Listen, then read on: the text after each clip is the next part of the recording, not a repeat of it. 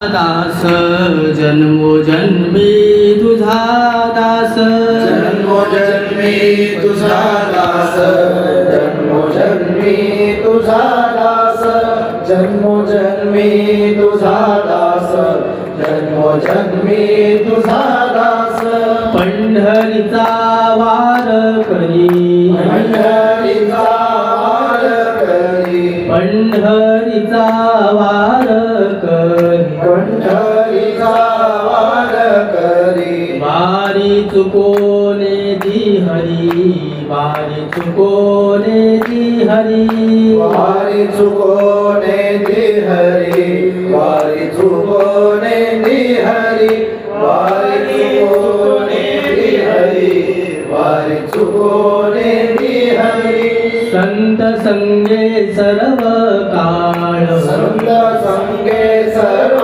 काळ संत संगे सर्व काळ संत संगे सर्व काळ अखंड प्रेमाचा सुकाळ अखंड प्रेमाचा सुकाळ अखंड प्रेमाचा सुकाळ अखंड प्रेमाचा सुकाळ अखंड प्रेमाचा सुकाळ अखंड प्रेमाचा सुकाळ पंढरीचा वार करी पंढरीचा वार करी पंढरीचा वार करी पंढरीचा वार करी वारी चुकोने दी हरी वारी चुकोने दी हरी वारी चुकोने दी हरी वारी चुकोने दी हरी वारी चुकोने दी हरी वारी चुकोने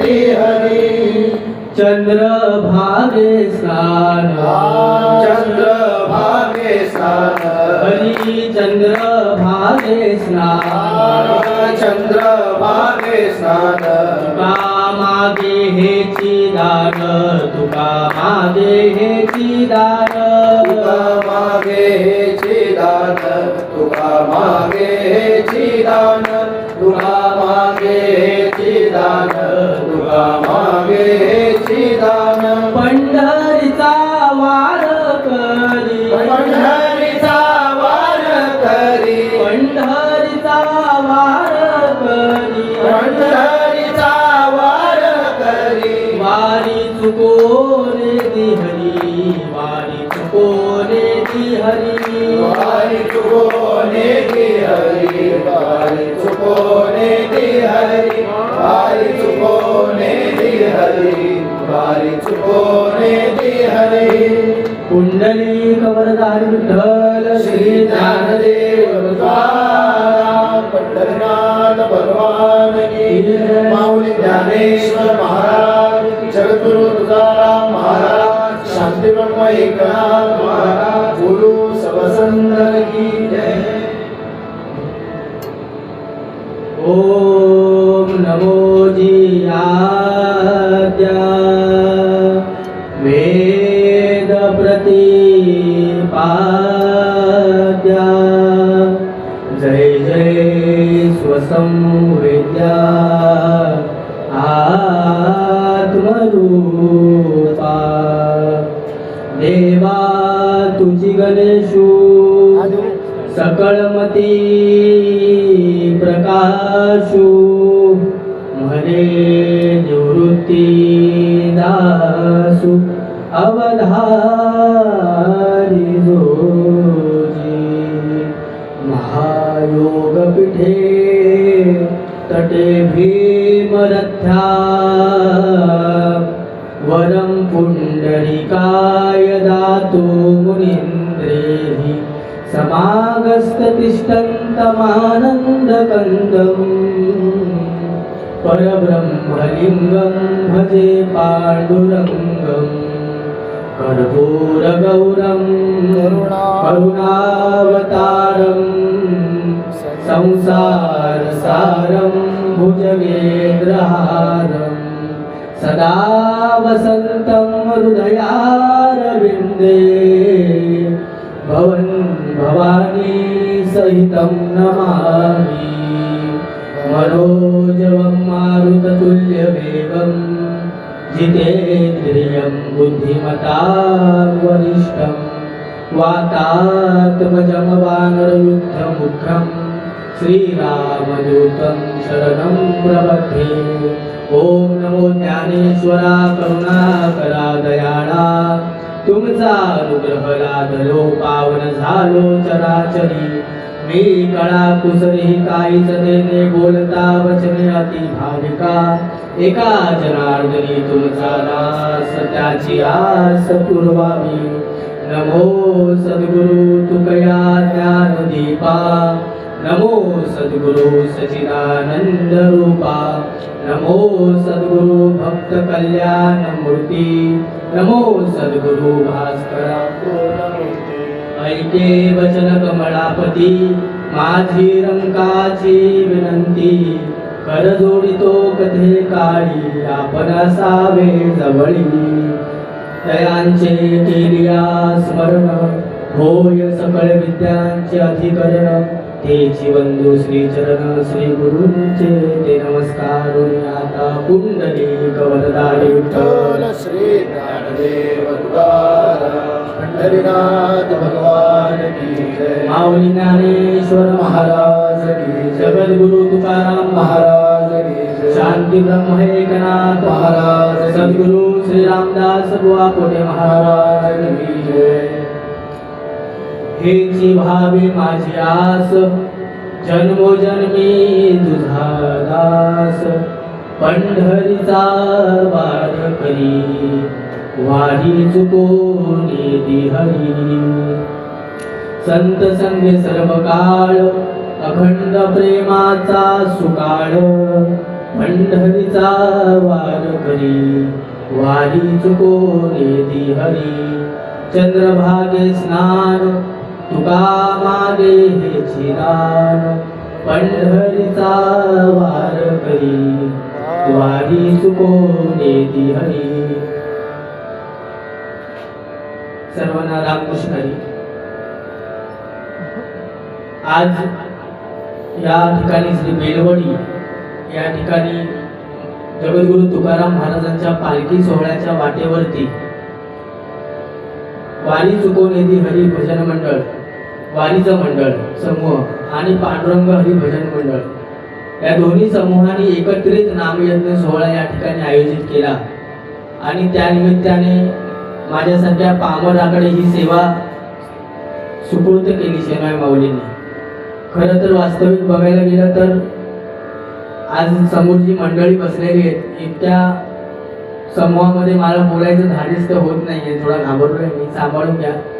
आणि रती महारथी सर्व या ठिकाणी आहेत। आम्ही ज्यांच्यामुळे या शुद्ध परमार्थाच्या वाटेवरती आलो, ज्यांनी आम्हाला बोटाला धरून या परमार्थाकडे वळवलं, असे आदरणीय ज्येष्ठ गुरुबंधू गुरुवर्य आदरणीय आमचे तावडे बुवा या ठिकाणी आहेत। माऊली 9व्या अध्यायात बोलतात, बालक बापाची या ताटी दिघे, बापा त्याची जेवू लागे, की संतोषिनी वेगी मुखशी उडवी। म्हणजे एखादं लहान मूल बापाच्या ताटात जाऊन बापालाच घास भरवायला लागलं, जरी त्या बापाचं पोट भरलं असेल तरी ते बाप आनंदाने त्या मुलाकडे तोंड फिरवत असतं। तसंच आदरणीय तावडे बुवा या ठिकाणी बसलेले आहेत। त्यामुळे तैसा मी एक तुम्हा प्रती, गोबडी करीत असे बाळमती, की संतोषीने वेगी करी ही जाती प्रेमाची असे। या न्यायाने तुम्ही माझ्या जवळ बसलात आणि या ठिकाणी जे उपस्थित मंडळी आहेत सर्वांचा नामोल्लेख घेणं शक्य नाहीये, कारण की बसलेल्यांपैकी जवळजवळ 80% लोकांना मी नावानिशी ओळखतो।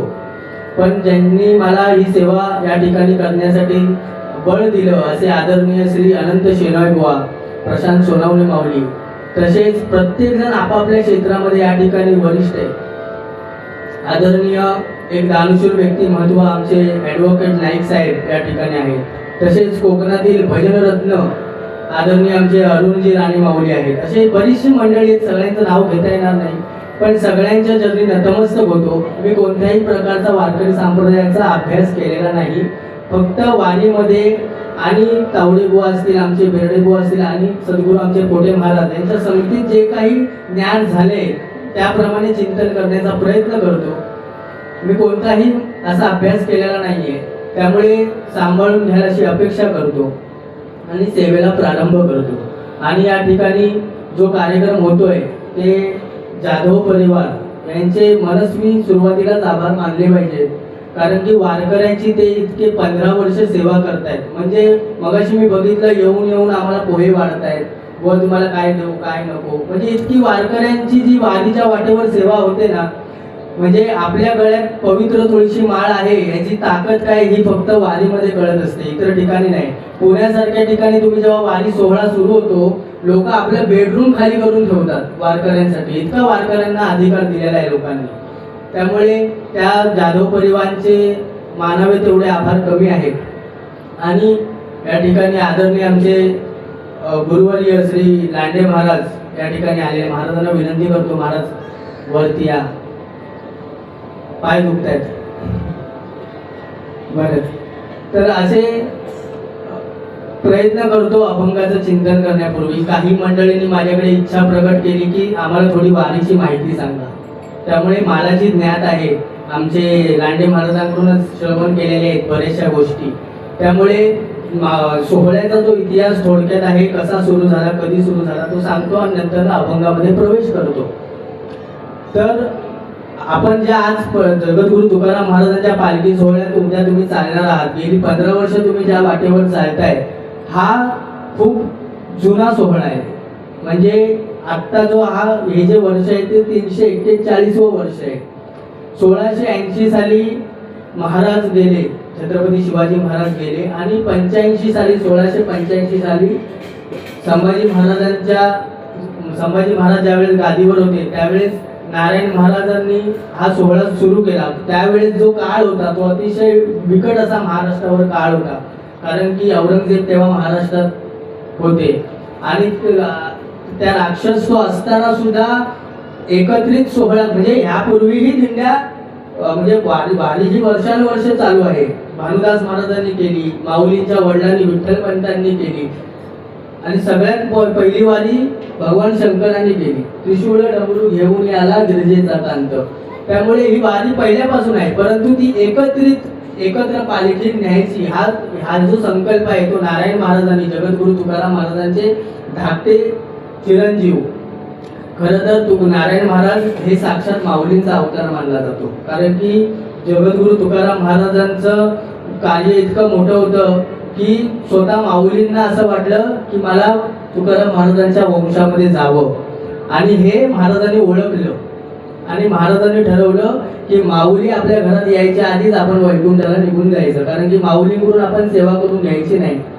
आणि ज्यावेळेस जगद्गुरु तुकाराम महाराज गेले त्यावेळेस जिजामाता म्हणजे गर्भधारणा होती त्यांची, म्हणजे नारायण महाराजांची आणि जगद्गुरु तुकाराम महाराजांची भेट झाली नव्हती.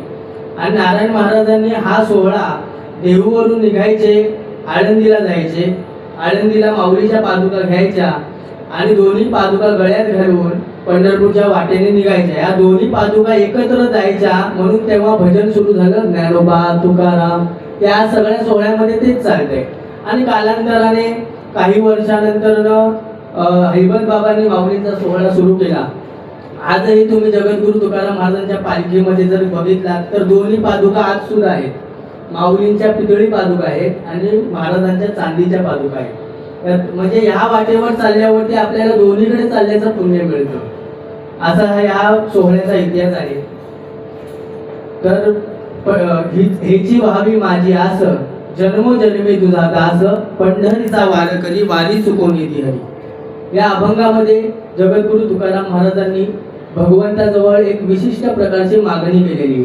वास्तविक बघायला गेलं तर जगद्गुरु तुकाराम महाराजांचा मागण्याचा स्वभाव नाही, कारण की ज्या वेळेस विश्वंभर बाबा असतील किंवा बल्लोबा बाबा म्हणजे तुकाराम महाराजांचे वडील ज्या वेळेस वारी करायचे, तर तुकाराम महाराजांच्या आई बल्लोबांच्या मागे लागल्या की मलाही वारीला घेऊन जावा. तर बल्लोबा बोलले मी तुला घेऊन नाही जाणार, कारण की बायकांची जात अशी असते ना की मागणारी असते.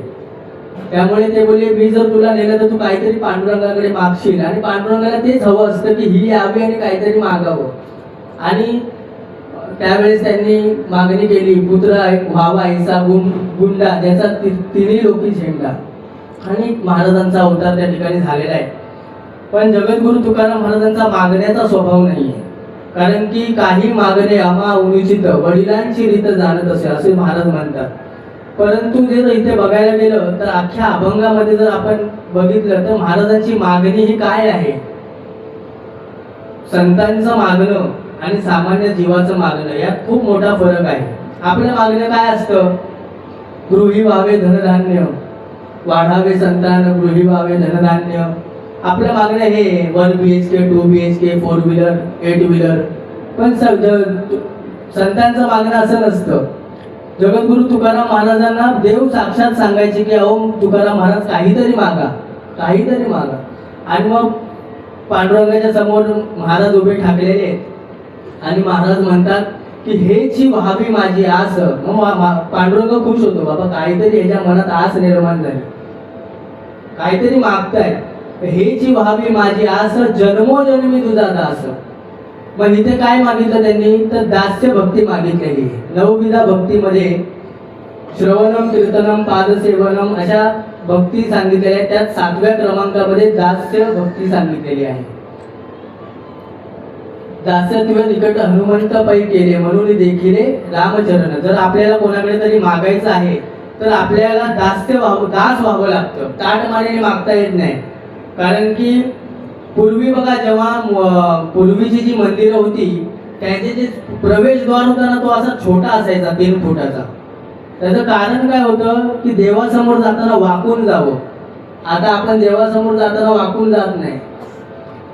मंदिराच्या बाहेर तावडे बुवांनीच आम्हाला या गोष्टी शिकवलेल्या आहेत. मंदिराच्या बाहेर जे कासव असतं ते कासवाचं प्रतीक काय असतं की कासव सर्व अवयव आपले आत घेतो. म्हणजे आपण मंदिरात प्रवेश करत असताना आपल्यामध्ये असलेला मीपणा, अहंकार, कर्तेपणा हा सगळा आत घ्यायचा आणि त्याला शरण जायचं, असं त्याचं प्रतीक आहे. त्यामुळे खरं तर मागण्यासाठी मागण्याचा अधिकार असावा लागतो. कुणी उठावं आणि मागावं आणि ते पूर्ण व्हावं असं होत नाही. आता आपण जर देवाकडे आपला विश्वासच नाहीये, आपण देवाकडे आपण म्हणतो देव माझा ऐकत नाही. अरे कधी ऐकेल. तुम्हाला देव आवडतोय पण देवाला तुम्ही आवडताय का. देव जगद्गुरु तुकाराम महाराजांना सांगतायत की महाराज काहीतरी मागा आणि आपण देवाकडे मागत बसलोय पण देव आपल्याला विचारत पण नाही. याचं कारण काय आहे की आपल्याकडे तो अधिकार नाही. कारण की आवड देवाची तो ऐका प्रकार, नामाचा उच्चार रात्रंदिनी, तुळशी माळ गळा कस्तुरीचा टिळा, किंवा अतिप्रिय आवडे तुळशी बुक्का, तैसीच प्रीती करी भोळ्या भाविका, नामा पदपंकज पादुका श्री मस्तकी वंदित असे. देवाला काय आवडतं तर देवाला तुळशी बुक्का आवडतो. आपण तुळशीपासून लांब पळणारी लोक आहे. म्हणजे मी कोणाला असं हे करत नाहीये, पण आपण समर्पण मागण्याचा अधिकार कधी निर्माण होतो तर त्याग असला पाहिजे आणि समर्पण असलं पाहिजे. त्याशिवाय मागण्याचा अधिकार आपल्याला मिळत नाही. आता आपण हिंदू लोक आहोत. आपल्या धर्मामध्ये धर्मपत्नी मंगळसूत्र घालते आणि नवऱ्याच्या नावाचं कुंकू लावते. त्यामुळे ती अधिकाराने नवऱ्याला सांगते की मला हे हवं या का तुमच्या नावाचं डोरलं मी घातलेलं आहे. परी तुझा मुद्रांकित म्हणजे काय की आपलं समर्पण देवाकडे असलं पाहिजे. खरं तर कोणी राग मानू नका, माझा थोडा स्वभाव स्पष्ट बोलणार आहे. मी अशी बरीचशी मंडळी बघतो मुंबईला आपल्या भजनातली, त्यांच्या कपाळाला कधीच गंध नाही. बरं तुम्ही बुक्का लावू नका, कुंकू तरी लावा. कुंकू नाही चंदन तरी लावा. हातात कुठल्या दोरातून ओळखायचं कसं हा कोण आहे, हा प्रश्न आहे ना की हा कोण आहे, हा याला ओळखायचं कसं आपण. तर आपला एक नित्यनेम असावा की सकाळी आपण काहीतरी लावलं पाहिजे. काय आहे आपण अशा मागे राहिलो म्हणून हे परकीयांचं राज्य वाढत चाललेलं आहे. आज मुस्लिम समाजाला सांगावं लागत नाही टोपी घाल म्हणून, त्यांचा तो धर्मच आहे, ते धर्मासाठी इतके कट्टर आहेत. पण आपल्याला ही टोपी घालून कामावर जायचं म्हटलं की लाज वाटते.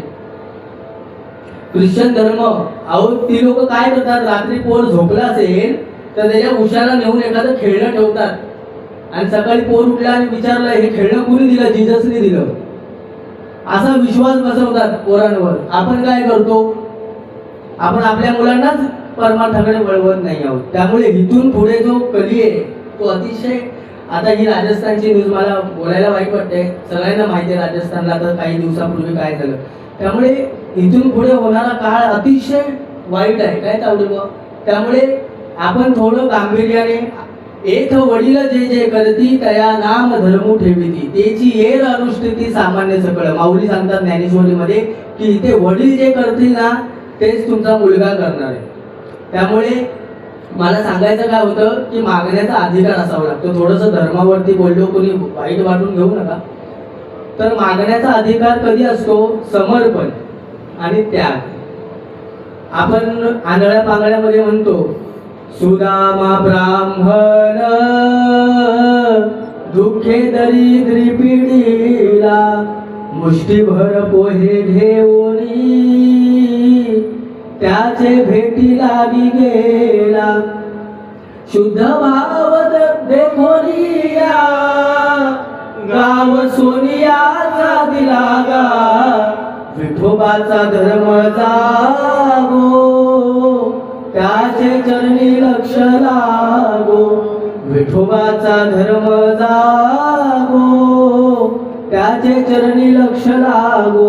विठोबाचा धर्म जागो त्याचे चरणी लक्ष लागो हे प्रमाण आमच्या शिरायगोवांचं अतिशय आवडीचं आहे.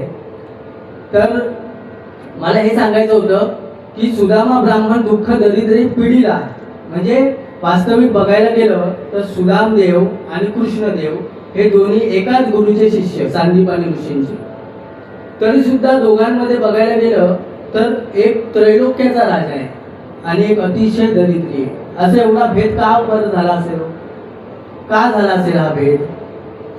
ह्या प्रमाणामध्ये जे आहे ना, शुद्ध भाव देखून या गाव सोनियाचा दिला का, तो भाव मला सांगायचा आहे की आपलं समर्पण देवाबद्दल काय असावं. काय आहे, आपण आता मैत्र बघतो, मित्र हे स्वार्थी मित्र आहेत. सुदामा ब्राह्मणाच्या कथा ऐकतो आपण, पण ते आपण हृदयात घेत नाही. काय होतं, सांदीपानी ऋषींच्या आश्रमावरती एकदा भृगी ऋषी जातात. आता भृगी ऋषी हे अतिशय तापट, वेगवेगळ्या कथा आहेत, कथेमध्ये भेद आहेत, पण मला जी ज्ञात आहे ती सांगण्याचा प्रयत्न करतोय. भृगी ऋषी जातात आणि सांदीपानी ऋषींच्या आश्रमाच्या बाहेर भिक्षाम देवी म्हणून आवाज देतात आणि गुरुमाता बाहेर येतात. आणि गुरुमाता त्या भृगी ऋषींना सांगतात की परवा एकादशी होती, काल द्वादशी होती, द्वादशीचा उपवास सोडलाय, घरातलं सर्व धान्य संपलेलं आहे, त्यामुळे घरात काही शिल्लक नाहीये, तर तुम्ही असं करा, उद्या या. आता भृगी ऋषी अतिशय तापट ऋषी, ज्यांनी देवाच्या छातीवर लाथ मारली. आजही पंढरपूरला तुम्ही गेलात तर देवाच्या छातीवरती भृगी ऋषींचा अंगठा आहे. तर भृगी ऋषी आपले डोळे बंद करतात आणि त्यांच्या स्वयंपाकघरामध्ये झाकून बघतात काय आहे म्हणून. तर त्यांना 2 चणे बांधलेली गाठोडे दिसतात आणि मग त्यांना राग येतो की अरे 2 चणे बांधलेले गाठोडे असून सुद्धा हे हिने मला दिले नाही. म्हणून ते त्या घरापासून थोडंसं लांब जातात, आश्रमापासून आपल्या कमंडळूमधलं पाणी घेतात आणि श्राप देतात की हे चणे जो कोणी खाईल तो अख्खा आयुष्य लक्ष्मीहीन होईल, दरिद्री होईल. आणि त्यांनी श्राप देत असताना थोड्या अंतरावरती सुदामदेव खेळत असतात आणि सुदामदेव ते ऐकतात, तो श्राप ऐकतात. आणि मग सुदामदेव विचार करतात, अरे भृगी ऋषीने श्राप दिलाय, आता हे चणे जर माझ्या कृष्णाने खाल्ले तर तो दरिद्री होईल. बघा मित्र काय असतो, समर्पण काय असतं हे मला सांगायचंय. बरं फेकून तरी कसे द्यावे, फेकून दिले, अंकुर फुटले, नंतर कोणी खाल्ले तरी ते दरिद्री होतील. जगाच्या कल्याणा संतांच्या विभूती, देह कष्टभीती परोपकारी. सुदामदेव हे संतच होते ना, आणि ते आश्रमाकडे पळत जातात आणि बघतात तर काय कृष्णाने 2 गाठोडे कमरेला बांधले आणि आला बाहेर कृष्ण. आणि सुदामदेव बघतात, अरे अरे अरे आता काय करायचं. मग सुदामदेव बोलतात की कृष्णा अरे ते चणे माझ्याकडे दे ना. नाही नाही, कृष्ण बोलतो मी देणार नाही, मला तू लबाडेच, मला माहिती आहे तू माझ्या वाटेचे पण खाऊन टाकशील म्हणून. तो नाही म्हणतात, मी नाही खाणार, तू दे माझ्याकडे म्हणून.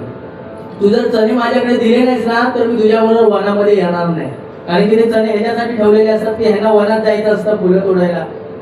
आणि जबरदस्ती सुदामदेव त्यांच्याकडून ते चणे घेतात आणि मगाशी पाऊस पडला तसा धोधो पाऊस सुरू होतो आणि तो त्याचाच फायदा घेऊन सुदामदेव एका झाडावर जातात आणि दोन्ही पोटल्या खोलतात, बरं खायला सुरुवात करतात, पण आनंद चेहऱ्यावर नाही, डोळ्यातून पाणी वाहते. का? तर मित्रासाठी मला हे खायचंय, माझा मित्र दरिद्र नको आहे. आणि खायला कृष्ण बघतो आणि कृष्ण ओरडायला लागतो, हे सुदाम्या आणि माझ्या वाटेचं ठेव. वर्ण सुदामदेव रडायला लागतात की अरे कृष्णा, हे नको रे खाऊस, तुझ्या भल्यासाठी मी खातोय. आणि हे श्रापित झाले सुदाम्याने खाल्ले, म्हणून सुदामा दरिद्री झाला. आणि त्यानंतर जेव्हा सुदामदेवांच्या पत्नीने भगवंताकडे सुदाम्यांना पाठवलं की काहीतरी मागा, तुमचा मित्र राजा आहे, तरी त्यांनी काय मागितलं नाही. आणि जेव्हा सुदामदेवांना बसवलं, त्यांचे पाय धुतले, मिठी मारली, सगळा प्रसंग आपल्या सगळ्यांना माहिती आहे. समोर असे काजू बदामचे असे सोन्याच्या चांदीच्या ताटांमध्ये वाढले देवानी, आणि मुष्टीभर नेलेले पोहे सुदामदेव मागे लपवायला लागले. त्यांना लाज वाटू लागली, माझ्या या चिंधीतले पोहे मी खोलू कसे. पण देवानी ते सुद्धा आवडीने खाल्ले. त्यामुळे कृष्ण सुदाम्याची ही कथा म्हणजे मला सांगण्याचं काय तात्पर्य आहे की मागण्याचा अधिकार असावा लागतो, आणि मागण्याचा अधिकार हा समर्पणानंतर होत असतो, त्यागानंतर होत असतो. त्यामुळे जगद्गुरु तुकाराम महाराजांना पांडुरंग जरी बोलत असले काहीतरी मागा, पण जगद्गुरु तुकाराम महाराजांची जी आस आहे ती प्रापंचिक नाहीये, कुठल्याही प्रकारच्या स्वकल्याणाची नाही. आपली सामान्य जीवांची मागणी ही स्वकल्याणाची आहे, आणि संतांची मागणी ही जनकल्याणाची आहे. त्यामुळे जगद्गुरु तुकाराम महाराज म्हणतात, हीच व्हावी, इथे चकार लावलेला आहे, दुसरं काही नको, हेची व्हावी माझी आस, जन्मोजन्मी तुझा दास, पंढरीचा वारकरी वारी चुकवणे हरी. बरं, इथे तुकाराम महाराज म्हणतात की जन्मोजन्मी तुझा दास, जन्मोजन्मी तुझा दास. आता खरं तर बघायला गेलं तर माणसाची आपण बघतो की लोकांना विचारलं की बाबा तुम्ही वारी का करता, तर जन्मा मरणाची फेरा चुकावा म्हणून वारी करतो.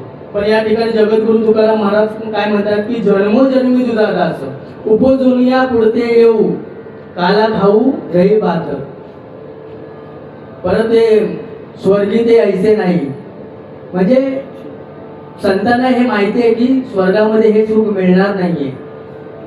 आपण ह्याची दान दे का देवा तुझा विसर न व्हावा, तुका म्हणे गर्भवासी सुखे घालावे आमासी. तुकाराम महाराज पुन्हा पुन्हा येण्याची इच्छा का प्रकट करतात, कारण की जरी तुकाराम महाराज ब्रह्मज्ञानाने तृप्त असले तरी सुद्धा तुकाराम महाराज म्हणतात नको ब्रह्म ज्ञान आत्मस्थिती भाव, मी भक्त तू देव ऐसे करी.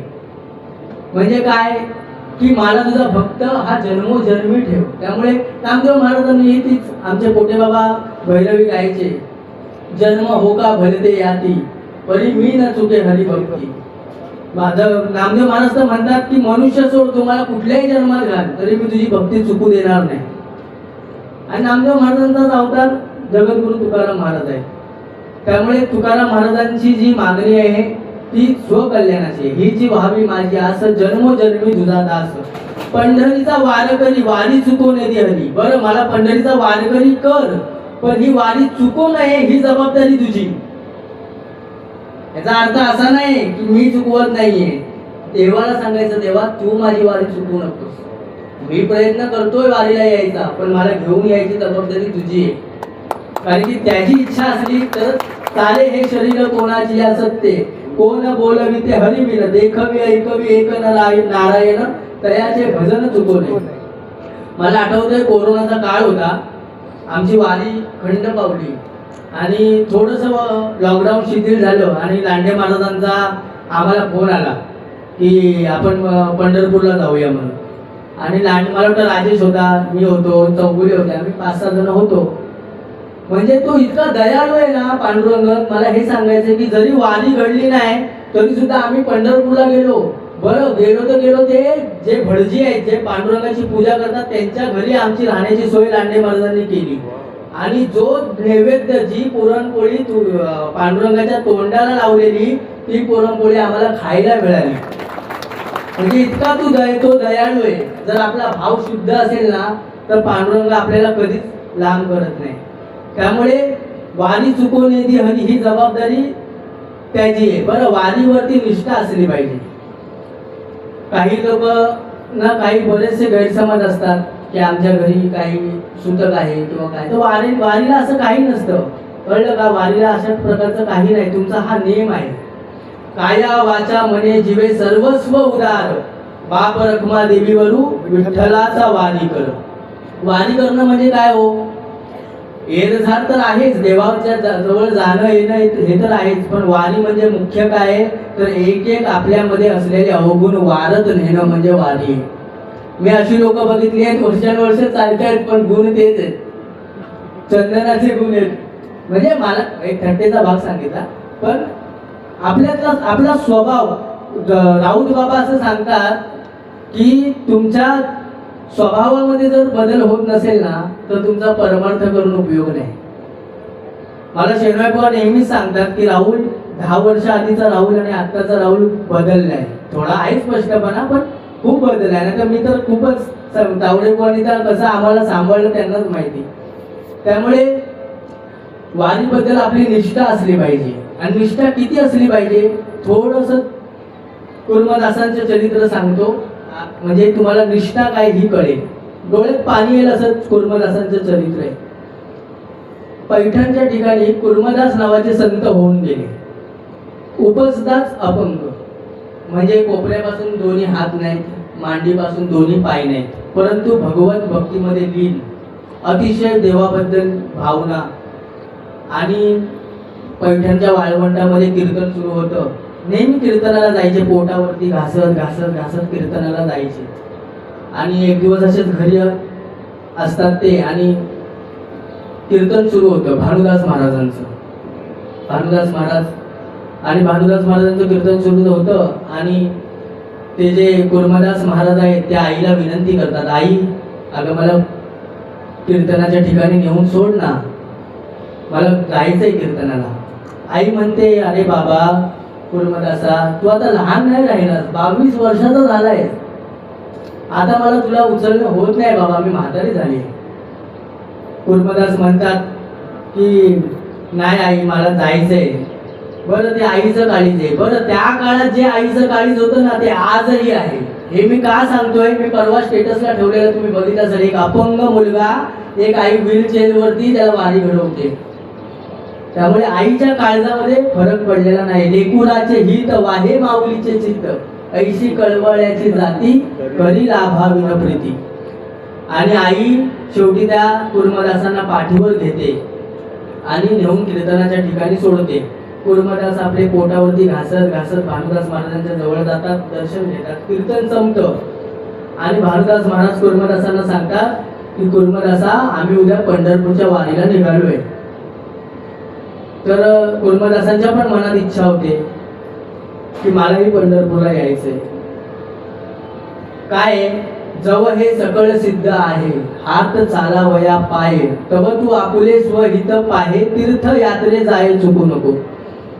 जोपर्यंत आपण जर शरीर ठणठणीत आहे ना, आपण वारी तीर्थयात्रा केल्या पाहिजे. आपण आंगळ्या पांगळ्यामध्ये म्हणतो बघा, मज नाही हात पाय, डोळा पडली झांपड, नाक मुख गळू लागले लाळ आणि शेंबूड, करण हे बधीर झाले, वाचा बोले बोबड, श्वान परी गती झाली, अवघे करती हाड हाड, तुम्ही संत माय बाप एवढा उपकार करा, न्यामज तेथवरी दाखवा दिनाचा सोयरा. काय शरीर थकत जाणार आहे, त्यामुळे नंतर आपल्याला आपल्या मुलाकडे भीक मागावी लागेल की अरे मला पंढरपूरला नाही. त्यामुळे आत्ताच आपली हौस फेडून घ्या. तर कुर्मदासांच्या मनात इच्छा होते. बरं त्यांचे हात नाहीत, पाय नाहीत. भानुदास महाराज म्हणतात की अरे कुर्मदासा, तू कसा येशील? नाही तुला पाय आहेत ना, हात आहेत, कसा येशील तू वारीला? ते कुर्मदास भानुदासांना म्हणतात की तुम्ही फक्त चल म्हणा, मी कसा येईल ते, मी पांडुरंग आहे. आणि भानुदास महाराजांना माहिती आहे काय कसा येईल, पंढरपूरला जायचंय पैठणवरून. तरी भानुदास महाराज म्हणतात ठीक आहे बाबा चल. आणि कुर्मदास क्षणाचा विलंब माऊली ज्ञानेश्वरीमध्ये सांगतात तरी झडझडून वाहिला निघ ये भक्तीची ये वाटे लाग. म्हणजे काय पटकन हा हो आम्हाला सुट्टी नाही जरा बघतो मॅनेजरकडे बोलतो हा झडझडून वाहिला निघ. कुर्मदासांनी तिथून सरपटत सुरुवात केली. बरं दिंडी इथेच आणि कुर्मदास स्वामी पुढच्या मुकामावर पोहोचले आणि कुर्मदास स्वामी मंदिरात गेले. गाववाल्यांना आवाज द्यायला लागले गाववाले या भानुदासांची दिंडी येते मागून त्यांच्या खाण्यापिण्याची सोय करा. आणि भानुदास महाराज दिंडी घेऊन त्या गावात पोहोचतात आणि बघतात अरे कुर्मदासा तू पुढे आलास. हो बोलले मी आलो पुढे. असं दर मजल करत करत कुर्मदास स्वामी पोटावर घासत येतात. पोटावर घासत इथून हात नाही येत आणि इथून पाय नाही येत. आपल्याला सगळं आहे पण आपल्याला करायचं नाहीये. त्यामुळे पंढरपूरच्या वाटेवरती चालताना पाय दुखल्यावरती डोळ्यासमोर कुर्मदास स्वामी आल्यावरती पाय दुखतील का? नाही दुखणार.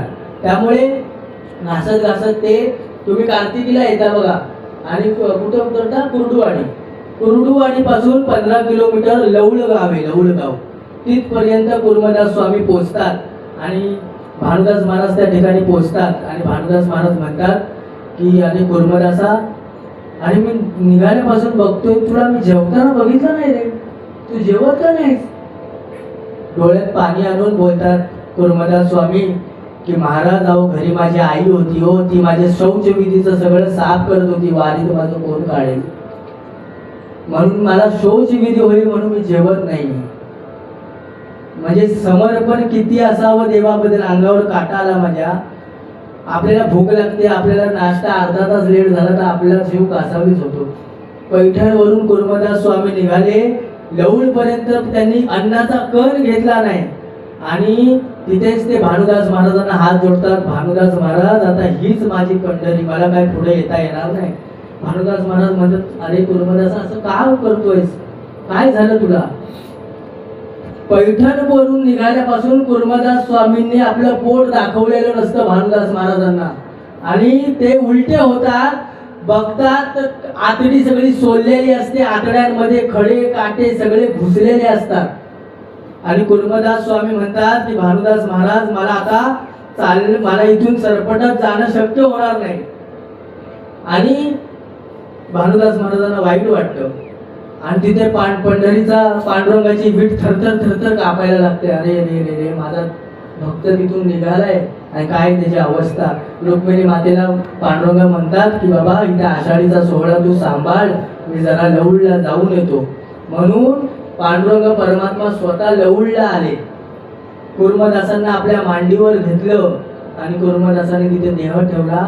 आजही तिथे कुर्मदासांची समाधी आहे आणि पांडुरंगाचं तिथे म्हणजे दोघांचे जसं सावता महाराजांना पांडुरंग परमात्मा पंढरपुरातून भेटायला जातो तसाच पंढरपुरातून पांडुरंग परमात्म्याची पालखी आजही लवळला कुर्मदासांना भेटायला जाते. हा वारकरी संप्रदाय छोटा समजू नका.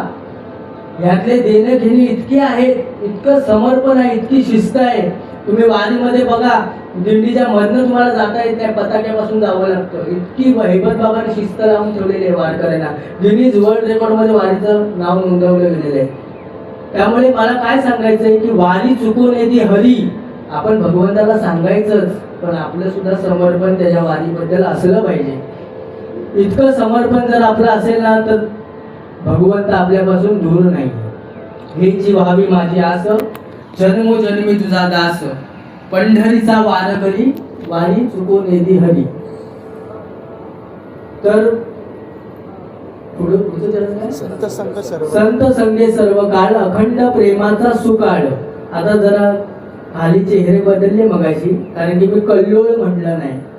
काय पाहून या ग्रंथ करावे कीर्तन असं नियम असल्यामुळे मी घरी शिरवळकरांची गाथा उघडली तर त्यात सुकाळ शब्द आहे. म्हणजे कल्लोळ सुकाळ दोन्ही म्हटलं तरी चालतं पण मी आपल्या गाथेत बघितलं कारण की प्रवचन करण्याआधी आपल्या नजरेपुढे भरी पाठ असला तरी एकदा नजरे घालून घालावं तर त्याच्यामध्ये सुकाळ शब्द आहे. संत संगत म्हणजे काय हो? संत संगत इतकी दुर्लभ आहे. संत चरण रज लागता सहज, वासनेचे बीज जळून जाईल. मग राम नामे उपजे आवडी. आधी नाही. पहिलं आपल्याला संतांच्या चरणाची माती लागावी लागते, मग रामनामाची आवड निर्माण होते. ज्या अर्थी आज आपल्या सर्वांना रामनामाची आवड आहे, त्या अर्थी कुठे ना कुठे त्याच्या संत चरणाची रज आपल्याला लागलेली आहे, हे लक्षात घ्या. आज इथे तावडे बुवा बसलेले आहेत. तावडे बुवांवरती माझे वैयक्तिक माझ्यावर इतके उपकार आहेत, कारण की तावडे बुवांनी हाताला धरून आम्हाला पंढरपूर दाखवलं. सदरा घेण्यासाठी मला सदरा नव्हता, तर तावडे बुवांनी स्वतःच्या पैशांनी सदरा घेऊन मला दिलेला आहे. आजही ती आठवण म्हणून मी ठेवलेलं आहे. म्हणजे संत इतके उदार असावे की हे संतच आहेत. देव ते संत, देव ते संत, निमित्त त्या प्रतिमा. आपल्याला योग्य मार्ग दाखवणारे हे संत आहेत. मार्ग दावून गेले आधी, दयानिधी संत ते. त्यामुळे चांगल्या संगतीत राहिलो ना आपण, तर आपलं कल्याणच होणार आहे. त्यामुळे संत संगत म्हणजे काय की सज्जनांची संगत, जे या वाटेवरती पुढे गेलेले आहेत त्यांची संगत करायची, त्यांच्या अनुभवाचा आपण अभ्यास करायचा आणि त्यानुसार आपली वाटचाल करायची. बघा, मी तुम्हाला सांगू का, वारकरी संप्रदायात जसा काही लोकांचं म्हणणं असतं की संप्रदायात काही लोकांचे स्वभाव पटत नाही.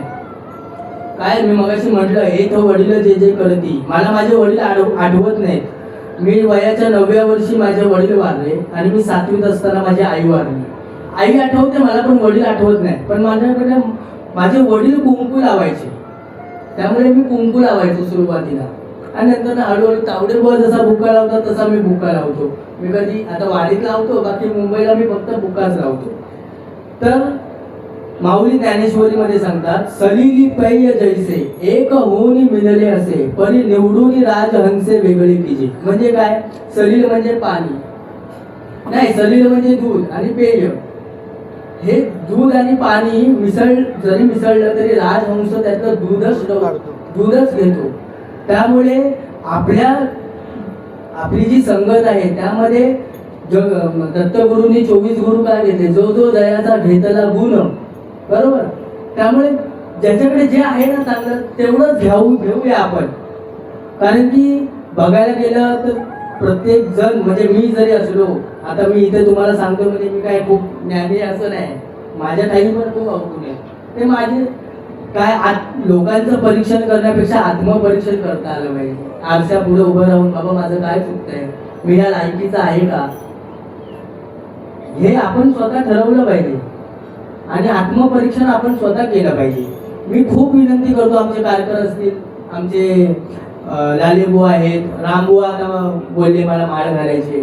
कारण की कसं आहे, हे वय आहे, एकदा हे वय निघून गेलं परत हे नाहीये. त्यामुळे आपण आता एवढी वर्ष आपण आज म्हणजे लांडे महाराजांबद्दल काय बोलावं. अनिल महाराज पाटील असतील, उमेश महाराज दशरथी असतील, मोठमोठे कीर्तनकार, आरू बाबा तर रात्री 2:30 वाजता माझ्या समोर मनू महाराजांना फोन करतात. इतकी मैत्री मनू महाराजांची. असे सत्पुरुष आपल्याकडे आहेत, त्यांच्या हस्ते तुम्ही घालू शकता जर इच्छा असेल तर. त्यामुळे आतापर्यंत आपण जेवढं आयुष्य घालवलं ठीक आहे, इथून पुढे जर आपली इच्छा होत असेल वारी करावी आणि मुद्रांकित वारी करावी तर हा विचार करा आणि संत संगतीत कायमस्वरूपी राहा. कारण की कलीचा प्रभाव अतिशय वाईट चाललेला आहे. दुर्जनाची संगत इतकी वाईट आहे की दुर्बुद्धी ते मना कदा नौकजो नारायण महाराज म्हणतात. दुर्बुद्धी कधी आपल्या मनामध्ये येईल सांगता येत नाही. त्यामुळे संत संगतीत सतत राहिला ना, सातत्य असणं गरजेचं आहे. एक दिवस मी संतांची संगत केली आणि नंतर वर्षांनी परत नंतर केली, त्याला सतत संत संगत येई सर्व काळ म्हटले. सर्व काळ म्हणजे काय की त्याच्यात काळच नाही. मला त्यांच्या पायाजवळ जो एक जगद्गुरु तुकाराम महाराजांचा मागणे ते एकच तुम्हाप्रती आहे, देशी तरी पाहे पांडुरंगा. या संतांची निर्वी ह्याची मदत देई काही न मागू देवा. म्हणजे तुला जर काय द्यायचं ना तर मला संतांकडे सुपूर्द कर. त्यामुळे संतांच्या संगतीत राहिलं पाहिजे. संत संगे सर्व काळ अखंड प्रेमाचा सुकाळ. म्हणजे काय, जसं मगाशी मी म्हटलं कुर्मदासांच्या आईचा जो भाव होता, म्हणजे आईचं जे लेकुराचे हित वाहे माऊलीचे चित्त ऐशी कळवळाची जाती करी लाभाविन प्रती. तसेच संत सुद्धा आहेत. हे जे उदाहरण दिले ना हे संतांसाठीच दिले. त्यामुळे संतांचं जे प्रेम आहे ते आईप्रमाणेच आहे. त्यामुळे सर्व काळ त्यांची संगत आपण केली पाहिजे. आणि शेवटच्या चरणामध्ये तुकाराम महाराज म्हणतात, चंद्रभागे स्नान आणि तुका मागे हेची दान. बरं, महाराज इथे काय हे मला दे असं म्हणत नाही, दान मागतायत. इथे महाराजांनी आपला नम्र स्वभाव प्रगट केलेला आहे की मला दान स्वरूपामध्ये द्या. मागताना आपल्यामध्ये नम्रता असली पाहिजे, विनता असली पाहिजे. त्यामुळे आज आपण खरोखर भाग्यवान आहोत की या पवित्र अशा जिथून जगद्गुरु तुकाराम महाराजांचा पालखी सोहळा चाललाय, साक्षात तुकाराम महाराज चालतायत अशा सोहळ्यामध्ये काशीला 1000 वेळा चालल्याचं पुण्य पंढरपुरामध्ये एक पाऊल टाकल्यावरती मिळतं. इतक्या पवित्र वाटेवरती आज आपण चालतोय, त्याचा आपल्याला खरोखर आपण भाग्यवान आहोत की अशा ठिकाणी आपण चालतोय. आणि हे सगळं श्रेय खरं तर शेनॉय बुवांचं आहे की त्यांचा जो कळवळ आहे, मी परवा गाडीत पण बघितलं, ते अनाउन्समेंट करत होते, बाबा माझ्याकडे सीट खाली आहे, कोणाला यायचंय का. तर ही कळवळ्याची जी जाती आहे हीच संत वृत्ती आहे, कळलं का. तर आपले जे भाग्य आहे आणि ही वारी देवाला सांगायचं, वारी चुकून येते हरी, पंढरीचा वारकरी. वारकरी कोण हे माऊलीने सांगितलं, काया वाचा मने जीवे सर्वस्व उदाहरण. त्यामुळे आपण सर्व समर्पणाने आपण वारी केली पाहिजे आणि त्या पंढरीनाथाची भेट घेतली पाहिजे. भेटीची आवडी भाविकांसाठी उभा, काय पुढे वाट पाये उभा, भेटीची आवडी कृपाळू तातडी उता वेळ. आणि भाविकांसाठी उभा विठू कैवल्याचा गाभा. हा, विठू कैवल्याचा गाभा. तो कमरेवर हात ठेवून आपली वाट बघतोय. काय मला थोडी प्रमाण सुचत नाहीत, कारण की तेवढा मग खरंच माझा अधिकार नाहीये. मग प्रवचन करण्याचा तर बिलकुल माझा अधिकार नाही. आणि एवढ्या दिग्गज म्हणजे हे ज्ञानाचे सूर्य आहेत, यांच्यासमोर मी माझी मेणबत्ती कुठे लावू. पण मगाशी मी जसं म्हटलं, बालक बापाची या ताटी दिगे, जे काय बोबडे बोल माझे आहेत ते त्यांना गोडच वाटत असतील आणि ते त्यांच्याच चरणावरती वाहत आहे मी. कारण की आज ते नसते तर इथे बसण्याचा अधिकार माझ्याकडे बिलकुल नसता. त्यामुळे पंढरीला जा, चंद्रभागेमध्ये स्नान करा. चंद्रभागा इतकी पवित्र नदी आहे. चंद्रभागेचा थोडक्यात इतिहास सांगतो आणि थांबतो. चंद्रभागे जी नदी आहे, चंद्रभागा ही मूळ भीमा. तिचं नाव चंद्रभागा का पडलं, कारण की देवांचे गुरु होते बृहस्पती आणि चंद्राची वाईट नजर पडते त्यांच्या पत्नीवर. चंद्र गुरु पत्नीशी रथ होतो आणि म्हणून गुरु श्राप देतो की तुझ्या सर्व अंगावरती भेगा पडतील. असा श्राप दिल्यानंतर चंद्राला लाज वाटू लागते आणि चंद्र देवाचा धावा करतो आणि देव त्याला सांगतो की तू भीमा नदीमध्ये स्नान कर. भीमा नदीमध्ये स्नान केल्यानंतर तुझ्या सर्व भेगा निघून जातील. चंद्राच्या भेगा गेल्या म्हणून हिचं नाव चंद्रभागा आहे. भेगाचा पुढे अपभ्रंश होऊन भागा झालं. जसं गोदावरी आहे, गोदावरीचं खरं नाव आहे गोवध हरी. गौतम ऋषींनी जी गोहत्या केली होती त्यासाठी जी गंगा अवतीर्ण झाली, गोवध हरीचं अपभ्रंश होऊन झालं गोदावरी. तसं ही चंद्रभागा आहे. अशा पवित्र पावन ठिकाणी आपण स्नान करा, पंढरीनाथाचं दर्शन घ्या, त्याच्या चरणावर लीन व्हा आणि इथून पुढे देवाकडे मागणी करा. देवाकडे काही मागायचं नसतं, खरं सांगतो. मी तरी मागतो कधी कधी, पण म्हणजे कधी कधी असं वाटतं की अरे आपल्याकडे ह्या गोष्टी नाही, कळलं का. पण आमचे पोटे बाबा सांगायचे, मला आठवतंय, पोटे बाबांचा अधिकार म्हणजे पोटे बाबांच्या, मी बुवांना माहिती, मी अतिशय जवळ काही काळ राहिलेलो आहे. एकदा आम्ही असे, बुवांना आठवत असेल माहिती नाही मला, थोडीशी सिद्ध अवस्था सांगायची.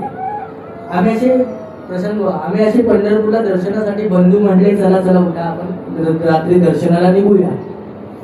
बाबा पटकन बोलले, जाऊ नका, आज तुमचं दर्शन होणार नाही. काय बोलले, जाऊ नका, आज तुमचं दर्शन होणार नाही. तर सुद्धा आम्ही निघालो आणि खरोखर आम्हाला जाऊच दिलं नाही हो एका पोलीसवाल्याने. आम्ही परत आलो. बाबा बोलले, काय रे झालं का दर्शन, सांगितलं ना जाऊ नका. आणि सकाळी 4-4:30ला बाबांनी आम्हाला उठवलं, बोलले आता जाता तुमचं दर्शन होईल. आणि मी बाबांना म्हटलं, बाबा चला ना तुम्ही पण, मी तुमचा हात धरतो ना, चला ना. म्हणजे बाबा मला काय म्हणले माहिती, बाळा माझं दर्शन झालं. म्हणजे ते शेवटी ब्रह्मावस्थेत लीन मंडळी होती, कळलं का? त्यांना तिथे जाण्याची गरज नव्हती. त्या पंढरपुरात गेल्यानंतर आमचं असं थोर भाग्य आहे की अशा सत्पुरुषांच्या आम्हाला आज जे काही मी बोलत नाहीये हे ते बोलून घेत आहेत. मी बोलणारा कोण आहे? समजलं का? मग माझी काय लायकी आहे बोलायची? हे बोलून घेणारे ते आहेत. त्यामुळे संत संगत ही अशी असते. त्यामुळे संत संगत करा आणि आपल्या काय बोलतो आयुष्याचं कल्याण करा. जास्त बोलत नाही, माझा अधिकार नाहीये. पुन्हा एकदा आपण अभंग बोलू आणि प्रवचनाची सांगता करू. हेची भावी माझी आस, हेची भावी माझी आस, हेची भावी माझी आस, हेची भावी माझी आस. जन्मोजन्मी तुझा दास, जन्मोजन्मी तुझा दास, जन्मोजन्मी तुझा दास, जन्मोजन्मी तुझा दास, जन्मोजन्मी तुझा दास, जन्मोजन्मी तुझा दास. पंढरीचा वार करी, पंढरीचा वार करी, पंढरीचा वार करी, पंढरीचा वार करी. वारी चुकोनी दी हरी, वारी चुकोनी दी हरी, वारी चुकोने दे हरी, वारी चुकोने दे हरी, वारी चुकोने दे हरी, वारी चुकोने दे हरी. संत संगे सर्व काळ, संग संगे सर्व काळ, संत संगे सर्व काळ, संग संगे सर्व काळ. अखंड प्रेमाचा सुकाळ, अखंड प्रेमाचा कल्लोळ, अखंड प्रेमाचा सुकाळ, अखंड प्रेमाचा सुकाळ, अखंड प्रेमाचा सुकाळ, अखंड प्रेमाचा कल्लोळ.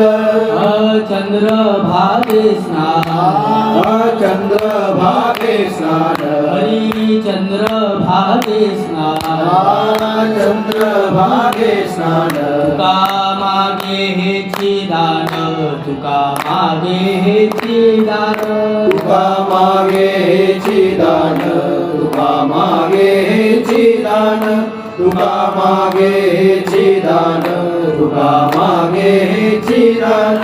पंढरीचा वार करी, पंढरीचा वार करी, पंढरीचा वार करी, पंढरीचा वार करी. वारी चुकोने दी हरी, वारी चुकोने दी हरी, वारी चुकोने दे हरी, वारी चुकोने दे हरी, वारी चुकोने दे हरी, वारी चुकोने दे हरी. पुंडलिक वरदान विठ्ठल श्री ज्ञानदेव महाराज, पंढरनाथ भगवान की, माऊली ज्ञानेश्वर महाराज, जगद्गुरु तुकाराम महाराज, शांती ब्रह्म एकनाथ महाराज, बोलो सब संतन की जय. सद्गुरु श्री रामदास बापुले महाराज की जय. जगत सद्गुरु श्री गोविंद महाराज की जय. बोलिले लेकुरे वेडी वाकुडे उत्तरे, करा क्षमा अपराध महाराज तुम्ही सिद्ध, पायीची वाहन पायी बरी.